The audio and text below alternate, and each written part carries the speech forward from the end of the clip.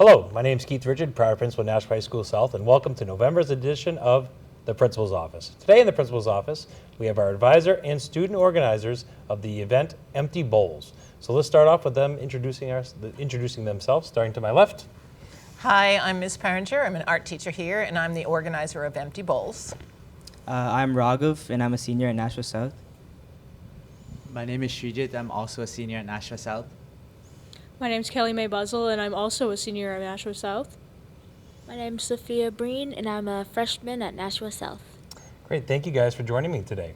Ms. Peringer, I know this is not the first year this event's been held at Nashua South. You've been involved in this a long time. Can you give us a little history of the event and what motivated you to get involved?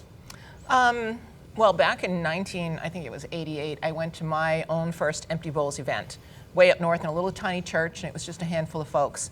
And the premise behind it is that local people who work in clay make the bowls, and then area restaurants donate the soup and the bread, and the money that's raised is given to a local soup kitchen. So in 1995, I was ready to do that here at Nashua High South, and we've done it every year until COVID. Then we had to take a break, but we're back in full swing. Every year that we had done it, we were able to raise about $10,000 a year for our Nashua Soup Kitchen and Shelter, and we're hoping to meet that goal again this year to support our community. That's amazing.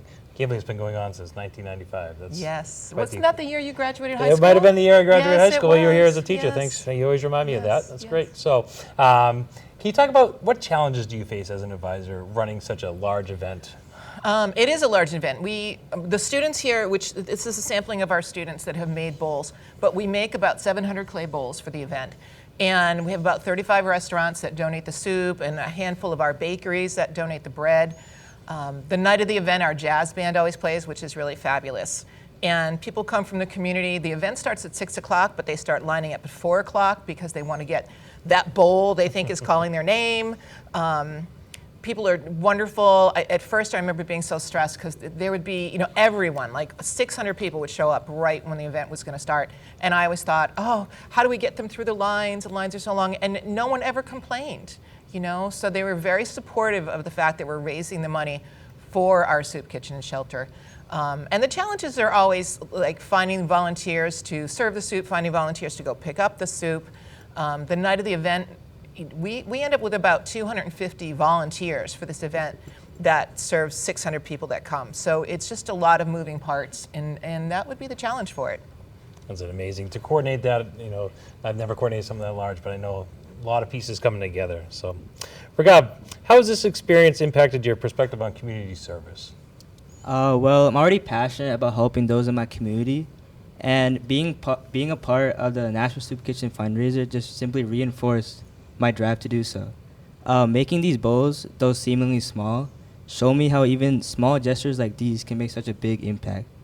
I was proud to be a part of such a beneficial event, and I plan to participate in future events like this as well. That's great. Thank you for everything you're doing to help support this. Sure, in what ways do you think Empty Bowls fundraisers has benefited the Nashua community? Yeah, I think the Empty Bowls fundraiser is a great example of how small individual actions can lead to greater community impact. Just this summer, I had the opportunity to be with the public health department actually in Nashua, and through that really opened my eyes to a lot of the struggles and needs of the Nashua community. And I feel like this Empty Bowls fundraiser is doing such a wonderful job in addressing everyone in the community is thought of, and each bowl is handcrafted by our class, and I really hope in the future that this inspires everyone to take part in such a wonderful fundraiser. That's great. Thank you. Kelly Mae, what motivated you to get involved in this activity? Honestly, what motivated me was Ms. Peringer for even allowing to do anything like this, and especially in Nashua South.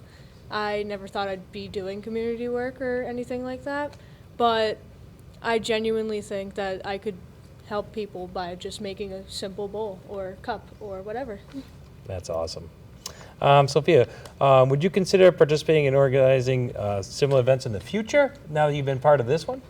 Definitely. I love having the opportunity to help others, even if it's in such a simple way. but I would definitely consider doing it in the future. That's great. Ms. Behringer, I know that you talked about the community getting involved, but how can people here at Nashua High School South help out with this event? Well, we still need to make more bowls. So for all the teachers and anyone else who's interested, I'm going to be doing an after-school workshop coming up the week after Thanksgiving. So we will do that. I think it's the Wednesday after Thanksgiving. We're going to stay after school and make some bowls. So anyone is welcome to join us who would like to do that. You can always make donations, obviously. What's great about the National Soup Kitchen and Shelter too is that they have, like, their recognition is something like a gold seal award because of their transparency. And 89 cents on every dollar that's donated goes directly to the clients. So it's, you know, as we know, people can go there for their breakfast or their dinner, no questions asked. You don't have to show an ID or anything like that. They have a shelter as well. And they also do like job training. So they help people fill out forms, whether it would be for welfare or for getting a job. And they have a lot of other assistance too to help people not become homeless. So, you know, people can donate, and I know for myself, of course, because I'm so committed to the soup kitchen, what I do is I do a monthly donation that comes right out of my credit card. So that's not for all of you, but definitely for our adults in the building, they can do something like that as well. That's great. No, I'll open it to any of the students, but we've kind of talked about how, you know, getting the community involved has been important. What does it mean to you guys personally, being involved in something like this that's going to affect so many others in the community, that you're helping others that you don't even know? What does that mean to you guys personally? It's just very, like, inspiring, maybe that's the word. It feels very good to help people, and it makes you feel good to help others. So. And you're using your talents and abilities in art to do that too. Yeah. And you know, I should have added, as they all know, I've told them, they're always amazed, the students are always amazed that the public comes and they want to buy the bowls so badly that are made by our students. They just love that idea. So the event usually costs around $15 a person. So it's going to be the Wednesday night before February vacation. But go ahead. Being a part of this community in Nashua, you can see lots of problems going on. And being in my position, I know I have lots of free time to maybe make a difference. And I'm already a part of several community initiatives, doing lots of volunteering as well. So adding this to the list, it helps me feel good about myself and lets me know that people in my community are also getting the help they need. Can talk a little bit about, you know, we talked about your own initiative that you've done. Say something about that. I was really impressed. All right, so me and my fellow classmate, we started our own nonprofit called Wonderbox. So what we do is we make these personalized care packages for those in senior homes. We know they're like feeling lonely away from their loved ones and stuff like that. So we thought maybe if we give them a small gesture similar to these bowls that we made in ceramics, that maybe we can help them feel a little happiness. And we've already done these initiatives in 2 senior homes in our community, both from the Huntington, both branches in Nashua.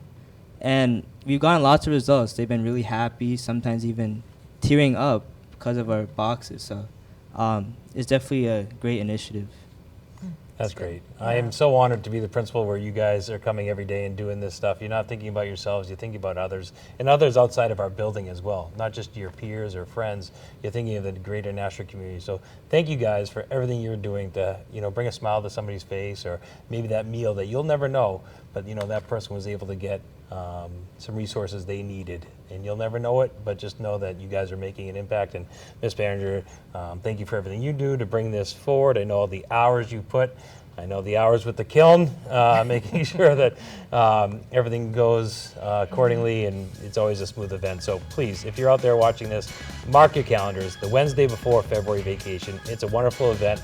I've been, I think, every year that I've been principal of this school, and it's just awesome. So please, mark your calendars, Wednesday before February break. I hope to see you all there. Thank you guys for joining me in the principal's office today. Thank you. And please tune in to our next episode, which will be coming in December.